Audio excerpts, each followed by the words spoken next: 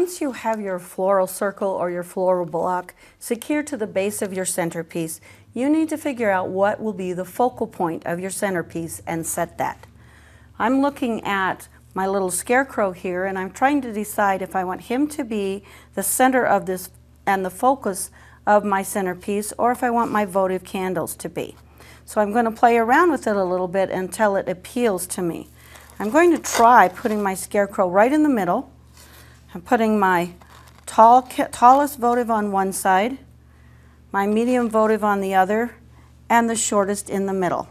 And then I'm going to look at that and decide if that really is appealing to me. I also have to think about where this centerpiece is going to be sitting. Will it be on a table that people will be looking at from all sides? If that's the case, I don't want to have the back side be bare and have someone in the back of the table not enjoy it. Or will it be sitting someplace where it will be viewed from maybe 1, 2, or 3 angles rather than 4? Once you have decided what the focal point will be, then the rest of your centerpiece is going to be filled in to point to and establish that as your focal point. So if you have your focal point on a pick, it's a simple matter to put it in and secure it, but then how do you secure the rest of it? For this, I think I like this idea of having my centerpiece kind of evenly distributed so that no matter where a person would be sitting at the table, they would be able to enjoy this.